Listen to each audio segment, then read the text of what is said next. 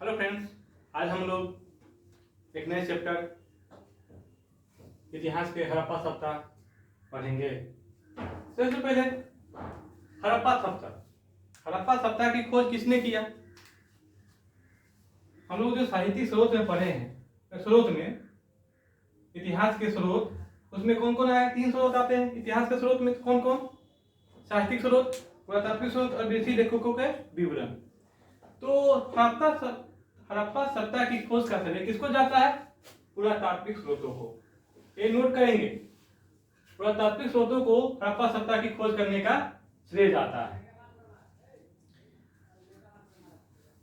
क्यों?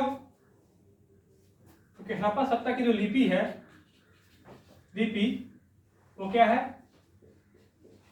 गुस्त्रो फेदेन है, यानी कि भाव चित्रात्मक है।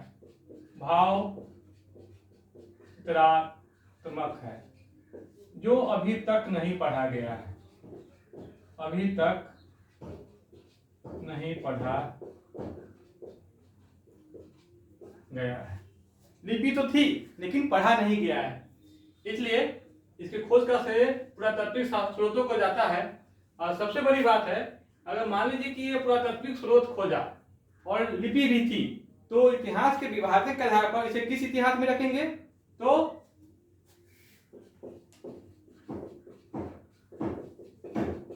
आद ऐतिहासिक काल। ये नोट करते जाएंगे। आद ऐतिहासिक काल का मतलब है ऐसा काल जिसमें लिपि तो हो लेकिन उसको पढ़ा नहीं गया हो और उसके खोज का जो स्रोत हो वो पुरातात्विक स्रोत ही हो। अब इसका नामकरण हड़प्पा सप्ताह, इसका नामकरण क्यों पड़ा? तो प्राचीन काल में सबसे पहले इसका नाम पड़ा सिंधु सप्ताह, उसके बाद सिंधु घाटी की सप्ताह और हड़प्पा सप्ताह। हम लोग बराबर जब पढ़ेंगे चैप्टर तो तीनों नाम का यूज होता रहेगा, क्योंकि सर्वप्रथम जॉन मार्शल साहब ने, पुरातत्व सर्वेक्षण विभाग के महानिदेशक होंगे, प्रथम महानिदेशक, तो जॉन मार्शल ने इसका नाम रखा सिंधु घाटी की सप्ताह। और इसका नाम हड़प्पा सप्ताह क्यों पड़ा ये आगे हमको आगे बताएंगे, क्योंकि यह पूरे घटनाक्रम में जब इस सप्ताह का खोज होता है तो सबसे पहले हड़प्पा शहर का ही खोज होता है 1921 में, जो हम आगे पढ़ेंगे। ठीक है, तो ओरिजिनल नाम क्या हो गया इसका? हड़प्पा सप्ताह। सन 1942 में चार्ल्स मेसन ने सर्वप्रथम 1842 में हड़प्पा सप्ताह के टीलों को देखा था। और जब 1860-62 में भारत और पाकिस्तान एरिया में, जो उस समय पूरा भारत ही था, ब्रिटिश भारत, तो वहां जब रेलवे लाइन बन रही थी तो वहां के जो इंजीनियर थे उनको पता चला कि यहाँ पर ईंट का भंडार है, क्योंकि आसपास के जो गांव के लोग थे वो आपको ईंट लेके जा रहे थे और हल्ला हो गया कि ईंट का क्या है? खान है, माइंस है। ईंट का माने खान है, सॉरी, ईंट का खान है जहां से ईंट निकलते जा रहा है। तो चार्ल्स मेसन साहब उसके बाद क्या किया? उसको रोक दिया गया। और नहीं रोका तो नहीं गया उस समय, क्योंकि रेलवे लाइन में के पटरी के नीचे ईंट बिछाने का ही काम किया गया, तो उसको सस्ता पड़ गया। बाद में जब स्टार्टिंग हुआ हल्ला तो रोक दिया गया। इसके बाद जब रिसर्च शुरू हुआ जॉन मार्शल के नेतृत्व में, तो नाम दिया है कि सिंधु घाटी सप्ताह था। और इसको जो सर्वप्रथम पूरे विश्व को पता चला तो लंदन टाइम्स साप्ताहिक पत्रिका में जॉन मार्शल ने इसे छपाया था, जिसके माध्यम से पूरे विश्व को मालूम चला कि भारत में भी एक प्राचीन सप्ताह थी, सिंधु सप्ताह, जो विश्व की प्राचीनतम सप्ताह थी, जिसकी समकालीन सप्ताह आपको थी क्या? मिस्र और मेसोपोटामिया। और तीनों सप्ताहों में सबसे बड़ी सप्ताह थी आपको सिंधु घाटी की सप्ताह। इसका जो समय काल है रेडियोकार्बन पद्धति के आधार पर 2350 BC से 1750 BC, यानी कि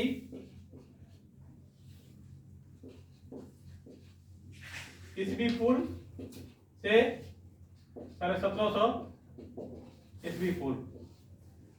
ठीक है, अब इसका विस्तार क्षेत्र जानेंगे।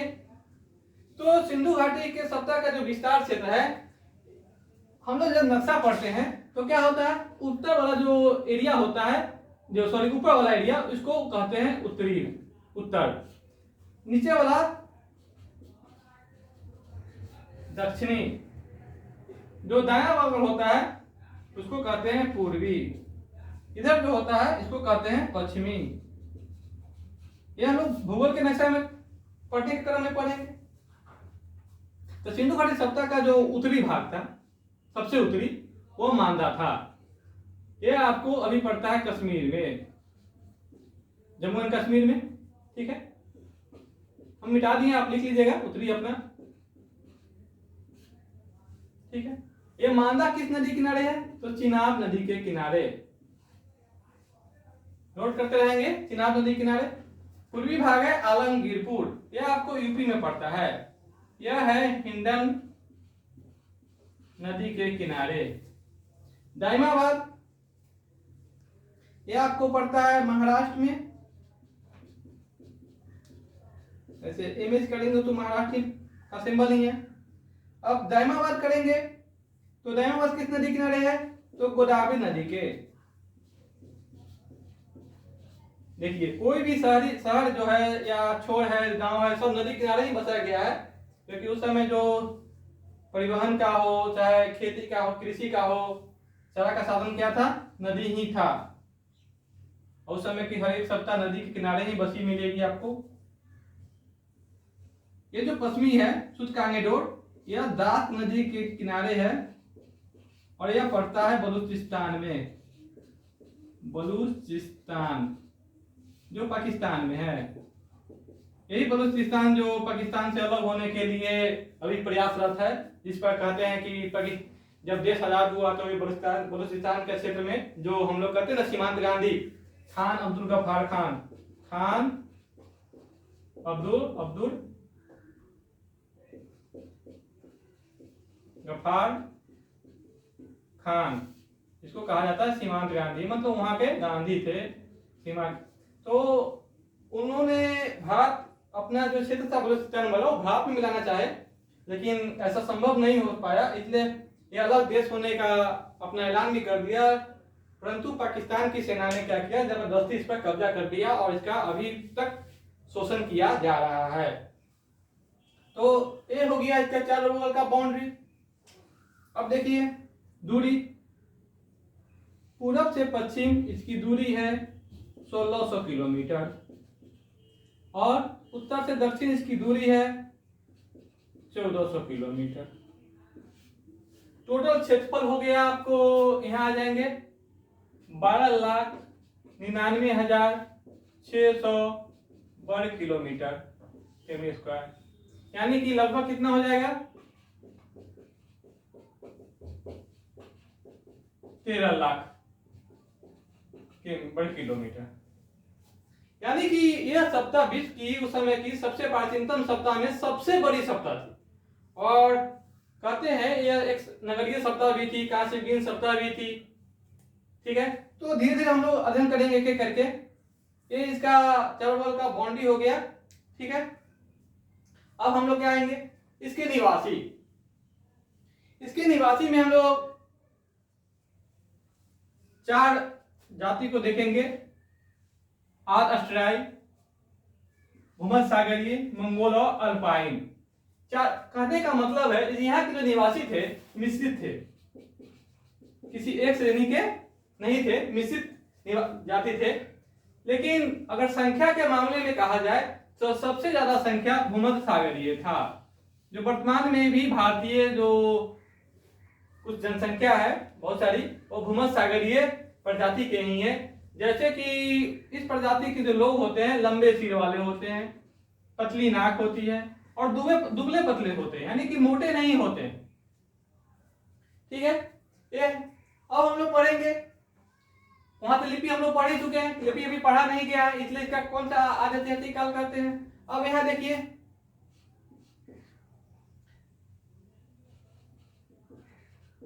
हड़प्पा सभ्यता का नाम हड़प्पा सभ्यता सर्वप्रथम क्यों पड़ा, यहाँ पर उसको यहाँ पर हम लोग पढ़ेंगे कैसे, 1921 में। ठीक है, 1921 में जॉन मार्शल साहब के नेतृत्व में निदर्शन में, क्योंकि उस समय क्या रहेंगे या पुरातत्व विभाग के निदेशक रहेंगे। के निर्देशन में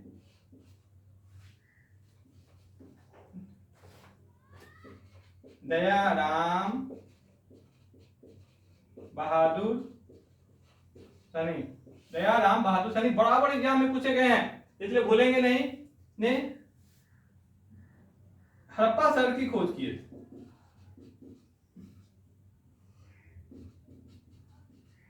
हड़प्पा शहर की खोज किस नदी के किनारे? तो रावी नदी के तट पर। ठीक है, अब कहते हैं रावी नदी के तट पर, तो कौन सा तट? तो कहते हैं बाएं तट पर।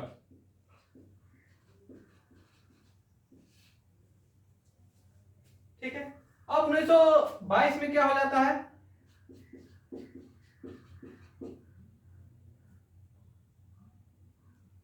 1922 में रखाल दास बनर्जी के नेतृत्व में मोहनजोदड़ो की खोज हो जाएगा। ठीक है, किस नदी के किनारे? सिंधु नदी के किनारे के दाएं तट पर। अब कहने का मतलब है उसके बाद जो खोज शुरू हो गया, ये दोनों पाकिस्तान में ही पड़ते हैं, हड़प्पा भी पाकिस्तान में पड़ते हैं और मोहनजोदड़ो भी पाकिस्तान में पड़ते हैं। हम लोग एक एक करके इसका अध्ययन भी करेंगे, जैसे हड़प्पा शहर के से क्या क्या मिला और मोहनजोदड़ो से क्या क्या मिला। ठीक है, आगे हम लोग चलते हैं।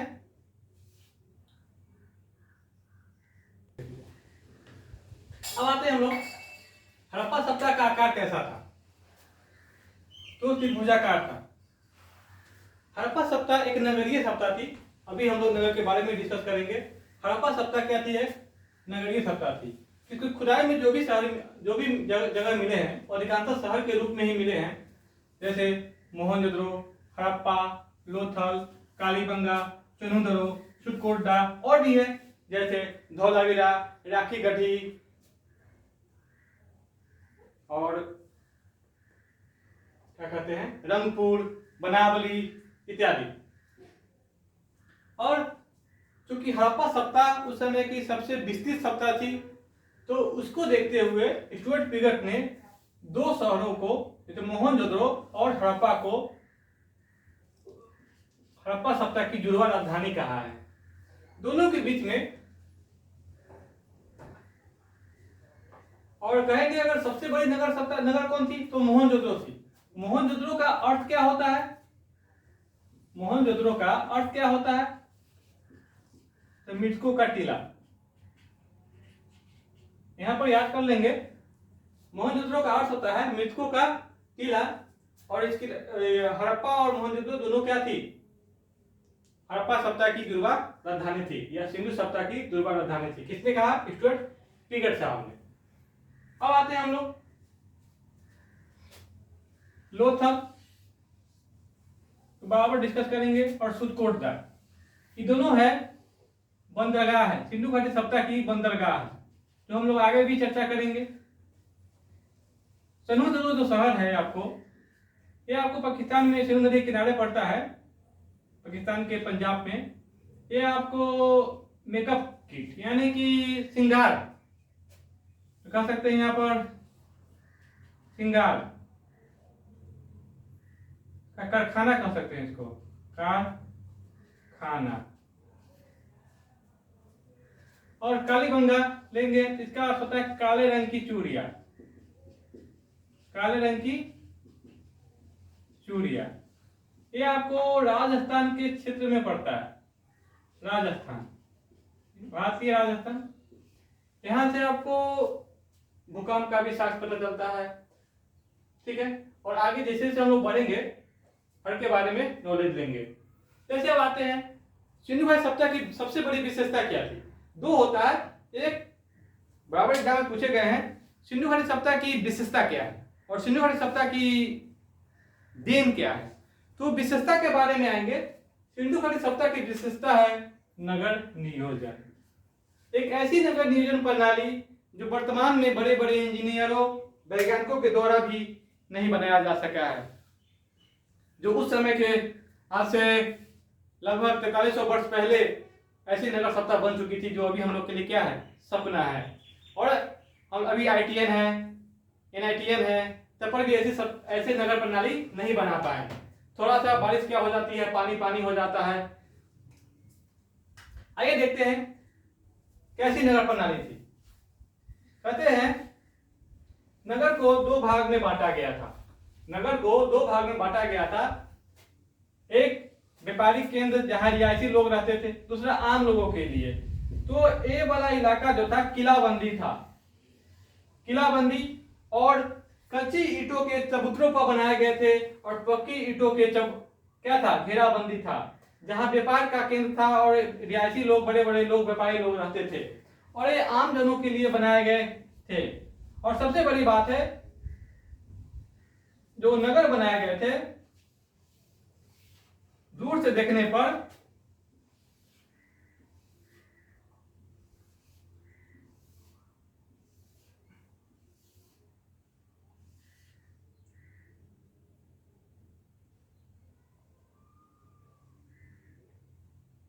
यहां ध्यान देंगे,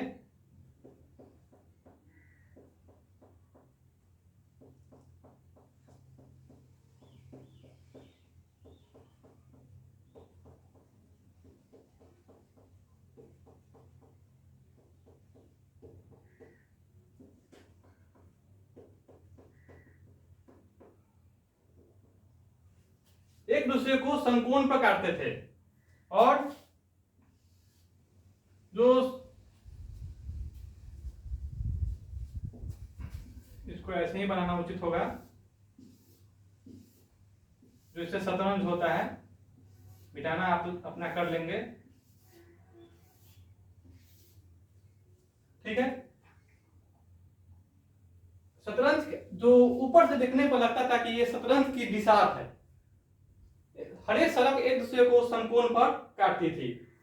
और सबसे बड़ी बात है, सभी के पास एक समान का ही घर था। घर एक मंजिले भी होते थे, दो मंजिले भी होते थे। हर घर में कुआं, हर घर में बाथरूम, पानी निकासी की उचित व्यवस्था, घर पर छत पर जाने के लिए सीढ़ी की व्यवस्था, छत से पानी निकलने के लिए पाइप की व्यवस्था, घर में प्रकाश की उचित व्यवस्था, ठीक है। और घर में किसी भी प्रकार का कोई सजावटी नहीं, कोई भी किसी प्रकार का सजावटी नहीं, यानी कि उसमें पैसा का गलत उपयोग नहीं किया गया था। इसलिए जो अर्थव्यवस्था को कहते हैं उपयोगितापूर्ण अर्थव्यवस्था। जैसे कि एक होता है उपभोगपूर्ण अर्थव्यवस्था, एक होता है उपयोगितापूर्ण। तो उपयोगितापूर्ण माने जितना जरूरत है उतना ही किया जाए, गैर जरूरत का खर्च नहीं किया जाए। जैसे कि ये मान ले कि शाहजहां ने क्या किया था, पैसा का उपयोग या उपभोग। तो शाहजहां ने पैसा का उपभोग किया था, न कि उपयोग, ठीक। तो यहाँ पर उपयोगितापूर्ण अर्थव्यवस्था, घर में किसी प्रकार की कोई सजावट नहीं, सड़क समकोण पर मिलते थे, जिसको ग्रिड प्रणाली भी कहते हैं। सभी के पास एक समान घर था। और अभी हम लोग क्या करते हैं, मेन रोड में घर बनाना अपने आप को बड़ा गौरवशाली समझते हैं, ठीक है। लेकिन उस समय जो होते थे, घर के दरवाजे और खिड़कियां मुख्य सड़क की ओर न खुलकर सिर्फ गली में खुलती थी। सिर्फ एक नगर इसका अब बाद में है, लोथल, जिसके घर के दरवाजे और खिड़कियां जो है ना, वो मुख्य सड़क की ओर खुले हुए हैं। बाकी जितने भी शहर के खिड़कियां और दरवाजे हैं वह मुख्य सड़क की ओर न खुलकर गली की ओर खुले हुए हैं। क्यों? इसका भी वैज्ञानिक कारण है, क्योंकि जब गाड़ियां आती जाती है तो उसके धूल कण कहाँ आते हैं, हमारे घर में आते हैं। इसीलिए हमारे जमाने के हमसे कुछ दिन पहले भी लोग क्या करते थे, गांव में घर बनाना पसंद करते थे मुख्य सड़क छोड़ के। चलिए, पानी निकासी के लिए नालियों की उचित व्यवस्था थी।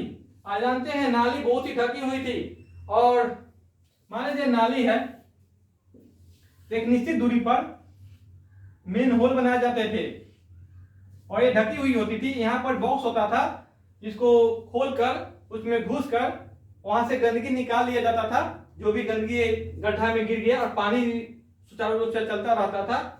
तो नाली को साफ करने का भी उचित व्यवस्था था, ठीक है। नालियां ढकी हुई होती थी। अभी वर्तमान में इतने बड़े बड़े शहर हैं तब पर भी नालियां ढकी हुई नहीं है। उस समय देखिए कितनी बेहतरीन व्यवस्था थी, और सड़कें पक्की और कच्ची दोनों होती थी।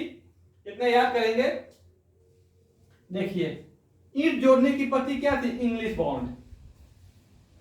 English bond.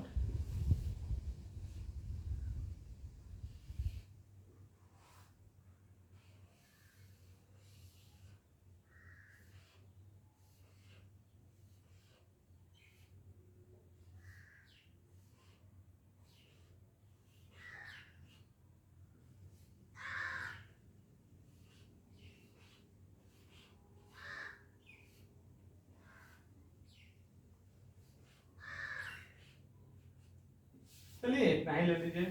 ये जो बॉन्ड पत्ती थी, अभी जो वर्तमान में हम लोग का जो घर का निर्माण होता है उसमें भी यही पत्ती को अपनाया जाता है। और यह सबसे प्राचीन पत्ती कहाँ मिली हमको? सिंधु घाटी सभ्यता में। लेकिन जब उसको अंग्रेजों ने खोजा तो उसका नाम क्या दे दिया?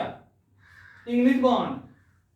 समझ लीजिए, हमारा ही खोज, हमारा ही सभ्यता को अपना नाम दे दिया। अब देखिए चौराहे पर प्रकाश की उचित व्यवस्था थी उस समय में, प्रकाश की, और यही नहीं कचरा विस्थापन की भी उचित व्यवस्था थी। कचरा विस्थापन की भी उचित व्यवस्था थी। घर एक मंजिल दो मंजिल दोनों होते थे। चलिए, और पूरे विश्व में यह पहली सभ्यता है जहां पर पक्के ईंटों का निर्माण किया गया है और पक्के ईंटों का उपयोग किया गया है। क्योंकि उस समय जो तत्कालीन सभ्यता थी, समकालीन सभ्यता मिस्र की और मेसोपोटामिया की, तो वहां भी धूप से सूखे हुए ईंटों का ही निर्माण हुआ है और उपयोग हुआ है। लेकिन यहाँ पक्की ईंटों का उपयोग हुआ है, उसी का घर और सड़क भी बने हैं।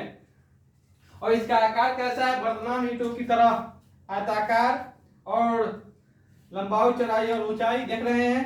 और यह जो वर्तमान में हम लोग का जो ईंट जल के लाल हो जाता है गिरगुआ रंग का, वो प्रकार का है। ठीक है, अब देखिए हम तो पहले ही बोल चुके हैं कि ये जो सभ्यता है सिंधु घाटी सभ्यता, यह उपयुक्तापूर्ण समाज, इसलिए ईंट पर किसी प्रकार का कोई सजावट नहीं। लेकिन कहते हैं ना, अपवाद, बिना अपवाद के कोई नियम नहीं बनता है, अपवाद ही नियम को सिद्ध करता है। तो कालीबंगा में अलंकृत ईंट मिला है जिससे कि फर्श का, यानी कि नीचे वाले फर्श का निर्माण हुआ है। ठीक है, अब नगर के बारे में हम तो देख ही चुके हैं, नगर की प्रणाली। अब हम लोग एक एक करके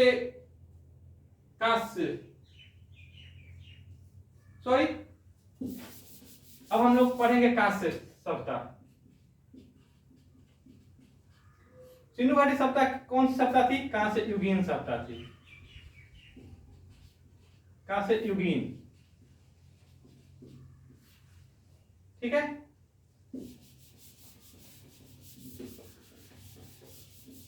तो कांस्य जो तांबा की अपेक्षा क्या था?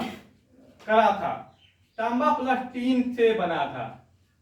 यहाँ पर इसकी वैज्ञानिक ज्ञान का भी हम लोग दर्शन कर लेंगे कि सिंधु घाटी के लोग, हड़प्पा सभ्यता के लोग कैसे वैज्ञानिक विज्ञान को जानते थे या नहीं जानते थे। तो तांबा और टीन का मिश्र धातु है कांसा। इसका क्या मतलब?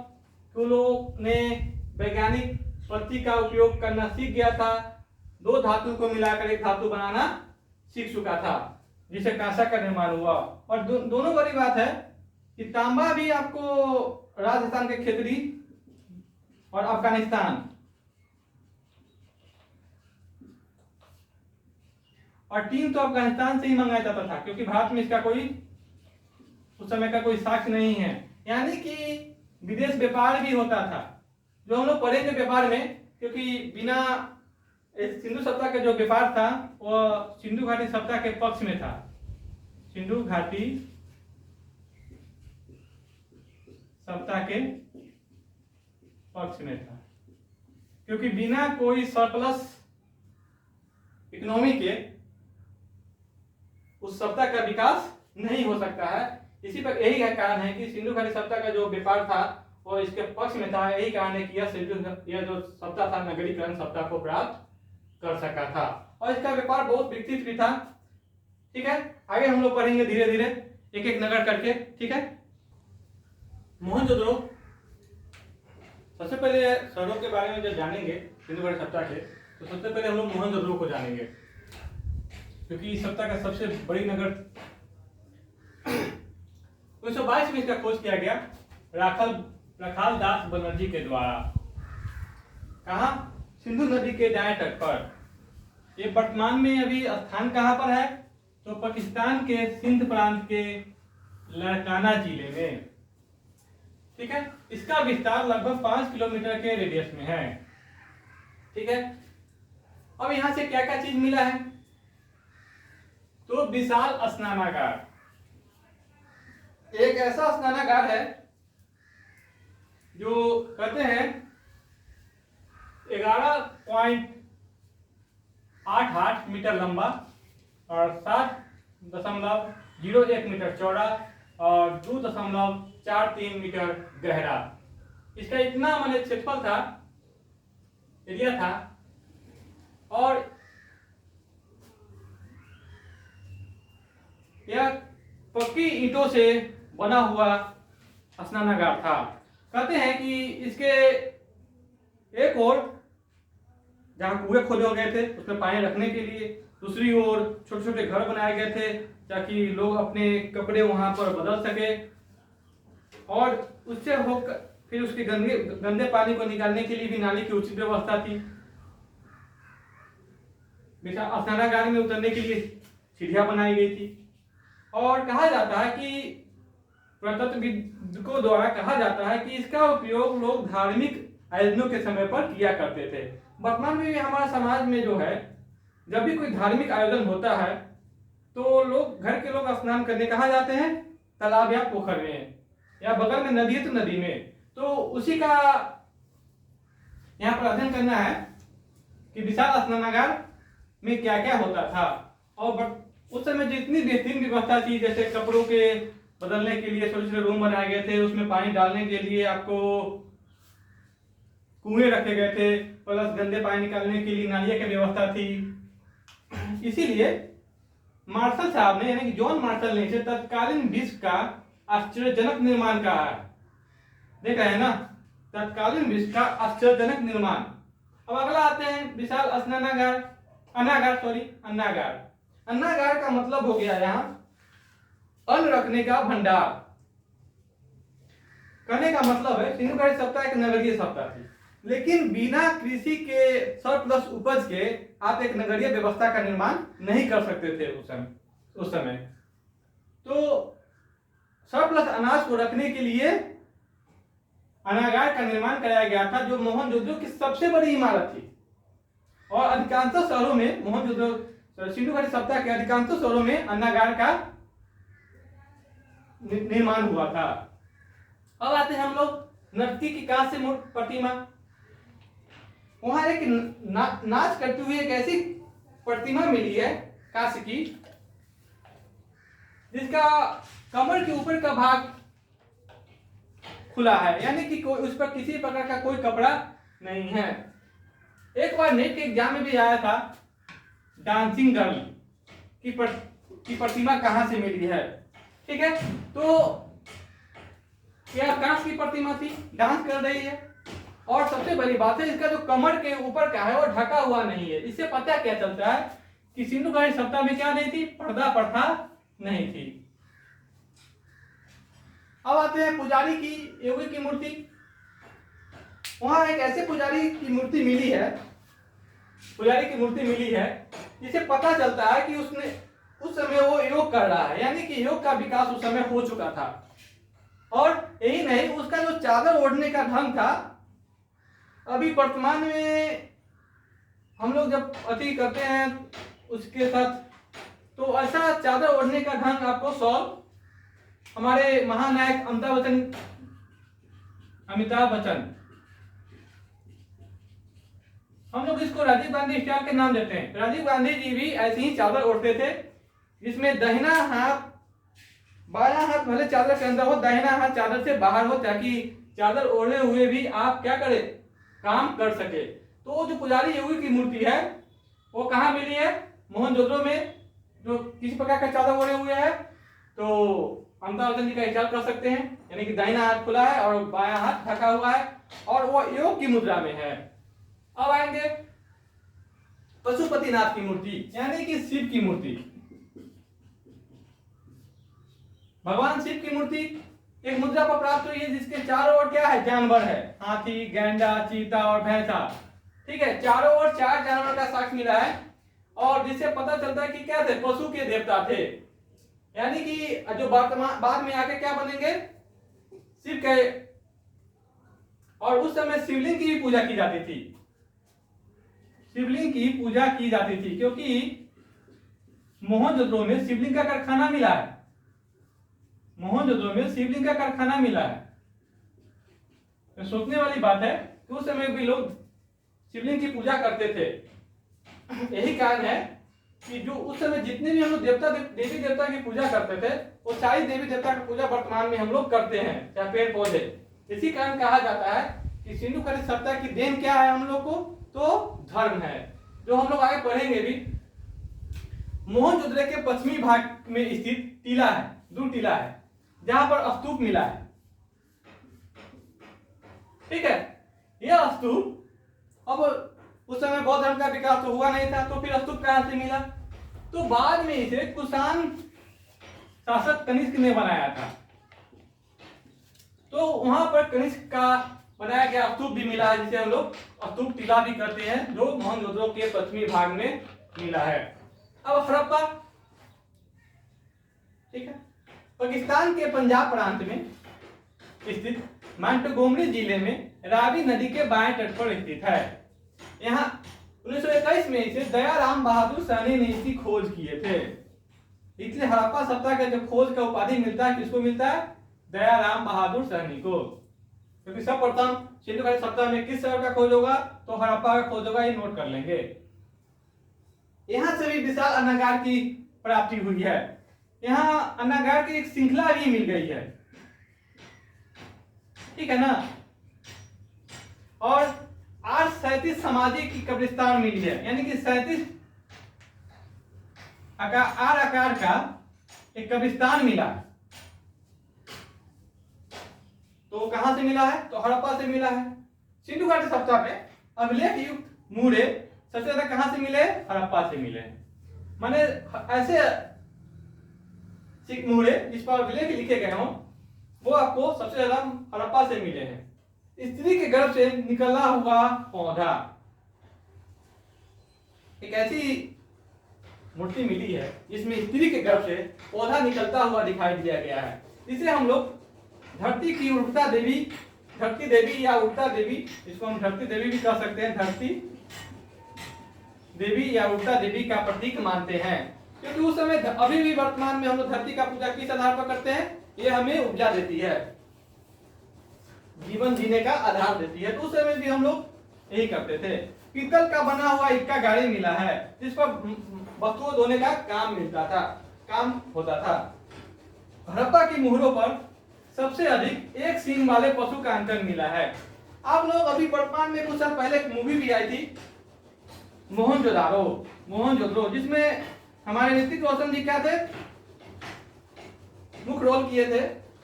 वो जब सपना देखते हैं तो उनको एक सींग वाला पशु दिखता है, क्योंकि वो हड़प्पा की सत्ता से ही बिलोंग करते थे उस मूवी के अनुसार, इसलिए उनको सपना में क्या दिखता था, एक सींग वाले पशु दिखते थे। इससे उसे आप लोग याद कर लेंगे कि हड़प्पा के मुहरों पर सबसे अधिक क्या मिला है, एक सींग वाले पशु का अंकन मिला है। और हड़प्पा से आपको श्रमिकों का आवास का साक्ष्य भी मिला है, माने एक एक दो दो कमरों वाले जो कमरों का घर मिला है, इससे पता चलता है कि किसका घर था, यह श्रमिकों का घर था। अब अगला शहर में आएंगे चन्हूदरो। इसकी खोज 1931 में एमजी मजुमदार साहब ने की थी। मोहनजोदड़ो से लगभग 80 किलोमीटर दक्षिण में यह स्थित है। सिंधु नदी के किनारे सबसे नजदीक नदी भी है। यहाँ के निवासी कुशल कारीगर थे। कैसे, यहाँ देखेंगे, यहाँ मन के सीप, अस्थि तथा मुद्रा बनाने का प्रमुख केंद्र था, यानी कि अधिकतर निर्माण कार्य यहाँ होते थे। और यहाँ से जो प्रमुख अवशेष मिले हैं, ठीक है ना, अलंकृत हाथी खिलौना, कुत्ते के बिल्ली का पीछा करते हुआ पश्चिम, ये पूछा गया सवाल है, कुत्ते का बिल्ली से पीछा करते हुआ पश्चिम कहाँ मिला है। और सबसे इंपॉर्टेंट, सौंदर्य प्रसाधनों में प्रयुक्त लिपस्टिक, यानी कि उस समय भी महिलाएं वहां लिपस्टिक लगाती थी, सौंदर्य प्रसाधनों का भरपूर उपयोग करती थी। यहाँ पर वक्राकार ईंटें भी प्राप्त हुई है। वक्राकार अभी हम लोग क्या देखे हैं, अधिकतर शहरों में कैसा ईंट मिला है, आयताकार। यहाँ वक्राकार ईंट मिला है और यही एकमात्र ऐसा शहर है जहां से आपको वक्राकार ईंट प्राप्त होगा। और सबसे बड़ी बात, यहाँ से कोई दुर्ग नहीं मिला है। अब आगे हम लोग चलेंगे दूसरे शहर में, जैसे कि लोथल।